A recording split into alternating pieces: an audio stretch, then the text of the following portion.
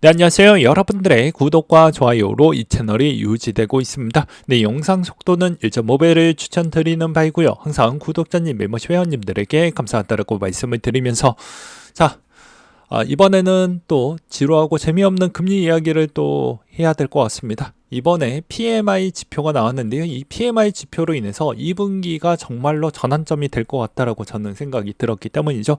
왜 그렇게 생각을 했는지 하나하나 자료를 보면서 설명을 좀 드리도록 하겠습니다. 일단 4월간 제조업 PMI가 나왔는데요. 기존 4개월 만에 최저값이 나왔습니다. 예상치보다 다 낮게 나왔고요. 서비스 PMI도 최저값이 나왔습니다.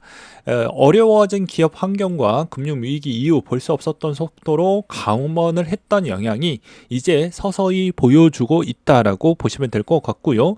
그 다음에 노동시장 냉각은 4월 상품 서비스 가격 완화 추이로 갈 것으로 물가 하락의 압력작용으로 전망이 보여지지 않겠냐라는 의견들이 나와주고 있는 실정입니다. 이번에 1분기 대부분 기업 실적 발표가 나와주고 있죠.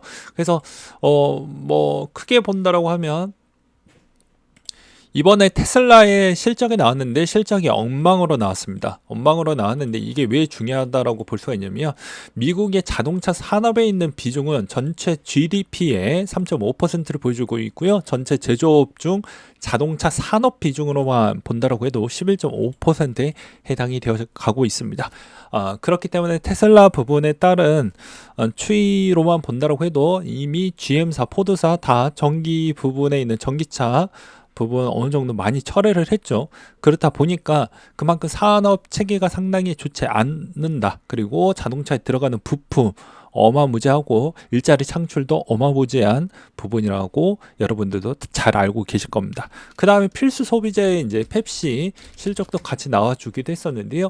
이 펩시코 실적도 마찬가지로 생각보다 어느 정도는 선방을 했지만 그 이상에 있는 성과를 내기에는 좀 어렵지 않겠냐라는 이야기도 많이 나와주고 있는 실정입니다. 그래서 가격을 너무 많이 올린 부분이 없지 않아 있냐 라는 이야기가 나와줌으로써 더 이상 이제 필수 소비재도 가격 올리기가 생각보다 좀 더뎌지는 것 같다. 뭐 이런 이야기가 나와주고 있는 실정입니다. 그렇다 보니까 아마도 이제 이번 이 데이터가 나와줌으로써 제 생각도 2분기가 터닝 포인트가 좀 될 것 같다라고 생각이 들기도 했습니다. 이제 세부 자료 요 내용만 보셔도 더욱더 이제 왜 그렇게 생각을 할 수가 있는지를 볼 수가 있는데요. 미국의 소매 판매 추이를 본다고 해도 24년도 데이터에서 어떻게 흘러가고 있습니까? 기울기가 더 완만해지고 이제 횡보 구간으로 들어갔죠. 여러분들은 이제 차트 좋아하시는 분들이라고 하면 이제 횡보 들어갔으니까 뭐가 나오겠습니까? 일시적인 조정이라도 좀 나와 주겠죠. 뭐 이렇게 완벽하게 찍지는 않겠지만 아마 조정이 나올 확률이 매우 높지 않을까 싶고요. 그 다음에 소매 판매, 식품, 음료 소매 판매 추이도 기울기가 코로나 이후에 미친 듯이 올라가다가 지금 살포시 이제 완만하게 꺾여가려고 하는 모습을 보여주고 있는 실정입니다.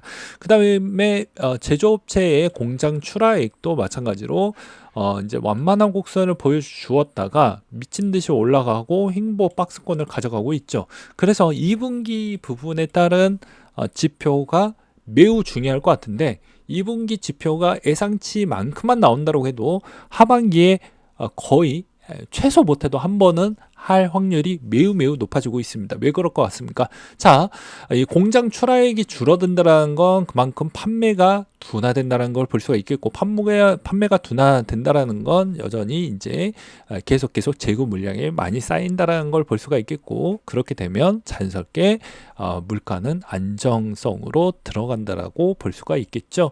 그렇기 때문에 현재 1분기로만 보았을 때는 우리가 심리적 지수로 보았을 때 상당히 막 이렇게 공포감을 많이 가져가긴 했지만 결과론적으로는 이제 2분기 지표가 미친 척하고 뭐 여름 성수기 시즌은 아직 2분기 때까지는 뭐 들어가져 있지는 않지만 그럼에도 불구하고도 선방만 해준다고 해도 요거 좀 다르게 생각을 해볼 수 있지 않겠냐라고 생각이 들기도 있습니다. 그리고 이제 왜 이렇게 물가가 잘 안 잡히냐라고 보게 되면 여전히 많이 돈을 풀었다라는 걸 볼 수가 있죠. 대조표만 본다라고 해도 어떻습니까? 미쳤죠? 올라갈 때마다 비트코인 따라갔고요.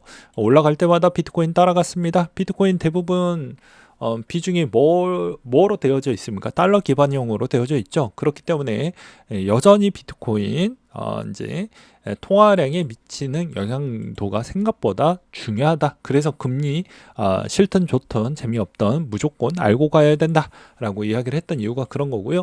그다음에 이제 최근에 이제 지수도 5% 하락은 1년에 3번꼴 자연스러운 조정 단계이다라고 해서 이번에 5% 한번 보여주다 보니까 어땠습니까? 다시 일시적으로 기술주가 반등이 나와주긴 했지만 아무래도 이제 뭐 전체적인 플랫폼 산업군들도 이 기대의 심리가 하반기에 갈수록 실적에 계속 답을 요구를 많이 할 것으로 보여집니다. 그 답을 제대로 요구 받지 못했던 그런 회사들은 다시 한번 실망감을 나와줌으로써 또 전체적인 지수가 또 눌릴 수가 있겠죠. 그걸 이제 대체하는 대체제 역할로 금리를 분명히 만지작거리지 않을까라고 생각을 하고 있는 실정입니다. 그리고 이제 우리가 물가를 좀 더 자세하게 보셨던 분들은 아마 아시겠지만 간단하게 이야기를 하면 1980년도 때 거의 14% 넘게 올라갔던 물가의 그런 이력이 있었기 때문에 이게 40년 만에 처음 왔습니다. 고물가, 고금리가 왔었죠. 그렇기 때문에 이 비중이 생각보다 오래 갈 수밖에 없다라는 것과 그 다음에 연준이 생각하는 추이는 이게 제일 중요한 거예요. 이 사람의 마음을 읽어야 되니까 이제부터는 중립금리를 볼 필요성이 저는 있다라고 보고 있는 실정입니다. 중립금리가 왜 중요하냐라고 이야기를 할 수가 있는데요. 다 이유가 있는 게 일단 물가보다는 금리가 좀 더 위에 위치가 있겠죠. 근데 대부분 학자들이나 연준위원들이 생각했던 방향은 평균으로 이제 보았을 때 어땠냐. 대부분 물가가 2에서 3% 정도인데 웬만하면 2% 초중반을 상당히 선호하는 바입니다. 이 기준점은 뭐 대부분 뭐 네덜란드였나요? 뭐 거기에서 이야기했는데 그냥 뭐 잡았다라는 설이 있습니다. 이것도 뭐 정설이기 때문에 확실하지는 않습니다. 대부분 이제 금융 쪽에서도 뭐 뚜렷하게 이야기를 못 하시더라고요. 아무튼 그러하고요. 그렇기 때문에 금리 추이는 당연히 3%보다 더 높은 위치에 있겠고 그 다음에 5.5에서 당장 내년 추이로 본다라고 해도 못해도 많이 내려봐야 내년까지 포함을 해도 뭐 지금은 뭐 계산치 기대값 예상치로는 4.6%가 되지 않겠냐. 그 다음 뭐 이런 이야기가 나와주고 있는 실정인데 그건 또 그때 가봐야 또 되지 않을까 싶습니다. 아무튼 뭐 위기는 뭐 별로 없을 거라고 저는 생각을 하고 있는 또 와중 중에 가장 키포인트는 왜 그렇게 생각을 하고 있냐면요. 이것도 답이 있는 게 지금 금리로만 해도 5.55예요. 예. 그러면 내릴 수 있는 제로까지 내릴 수 있는 힘이 막강하죠. 어떠한 이 위기가 온다라고 해도 5.5에서 0으로 내려가는 그 파급력은 상당할 것입니다. 그래서 위기가 온다라는 건 이거는 좀 바람직하지 않겠냐라고 생각이 들어요. 그렇기 때문에 그런 위험도보다는 완만하게 그냥 침체가 조금씩 올 것 같아. 그래서 충격은 없고 그렇게 하되 금리는 생각보다 종립금리는 생각보다 높은 위치에서 머물 것이니 여러분들도 신용대출이나 뭐 그 다음에 마이너스 통장이나 뭐 대출을 받았던 부분도 너무 빨리 내려갈 거다라는 심리적인 측면보다는 좀 이렇게 보수적인 관점으로 보는 전략도 매우 중요하다고 저는 말씀을 드리고 싶습니다. 그 다음으로 이제 5%씩마다 이렇게 조정골이 나왔을 때마다 반등이 나왔기 때문에 비트코인도 마찬가지로 이번 형태에서도 이제 약간의 횡보 구간이 좀 더 이루어질 수밖에 없는 것도 청산 차트 하나로만 봐도 설명이 가능합니다. 왜 그러냐면 자 롱이 많이 깨졌으면 한동안 추이가 좀 이번 주까지는 변동사항이 나오기는 좀 어렵다라고도 이야기를 많이 드렸죠. 그리고 이제 ETF에 있는 유입 추이도 이제 갈수록 조금씩 힘이 많이 떨어지고 있는 실정이다 보니까 이게 커버가 안 됩니다. 여기에서 이제 이 정도가 한 번씩은 찍어주면은 좀 달라질 수는 있지만 그렇지 못한 점을 또 생각을 해 봐야 되겠죠.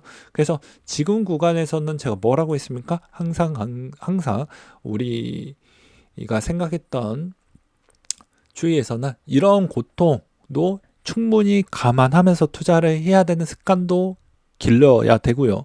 그렇게 하고 나서 이제 열매가 맺을 때까지는 계속 기다리고 또 기다리는 그런 인내심도 필요하다고 저는 말씀을 드리고 싶습니다.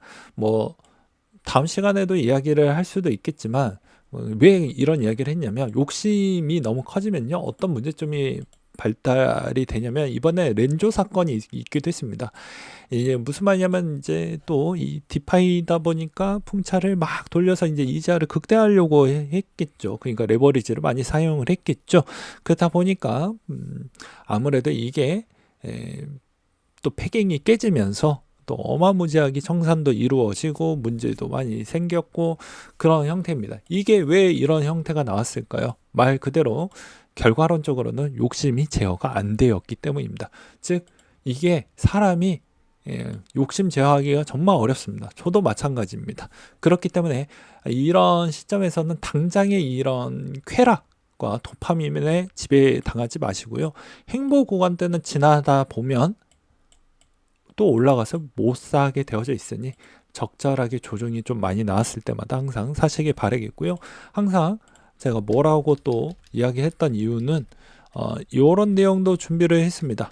이제 나중에 이 영상도 또 이야기를 따로 빼가지고 만들 건데 이분도 요즘은 비트코인에 관심이 있다라고 부동산에서 가장 큰 유튜버 중에 한 분이시기도 하는데 이분도 그렇게 이제 관심을 많이 가지고 계시는데 당연히 이유가 있죠. 돈 냄새 잘 맡는 사람들이 꽤 많이 있습니다.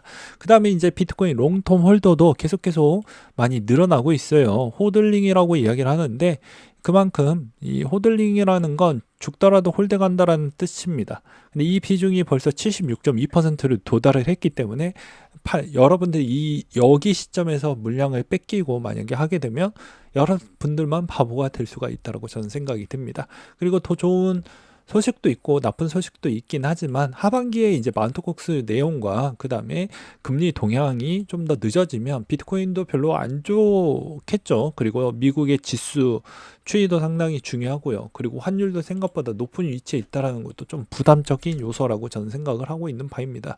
왜냐하면 환율이 생각보다 높은 위치에 있었다 이렇게 이제 가파르게 내려오게 되면요. 항상 힘을 못 쓰는 형태가 나와줍니다. 그리고 도미넌스도 여전히 여러분들 알트코인 들고 계시는 분들한테 이제 짤막하게 이야기를 하면 여전히 도미넌스는 어떤 흐름으로 가냐면요. 한번 줄 때 이렇게 깨작깨작 주지 않습니다. 시즌이 끝나기 직전 때는 한 번씩 이렇게 기회를 주었기 때문에 비트코인이 마지막으로 도미넌스가 많이 내려갈 때 또 이번은 좀 다를 것이다 라고 저는 보진 않습니다. 나오는 물량은 적을 수는 있겠다만 도미넌스에 미치는 점유율 추이는 좀 적을 수는 있겠다만 그래도 나올 물량이 나오고 시즌 아웃이 나올 확률이 좀 매우 높다라고 보고 있기 때문에 이 점도 참고하시길 바라겠습니다.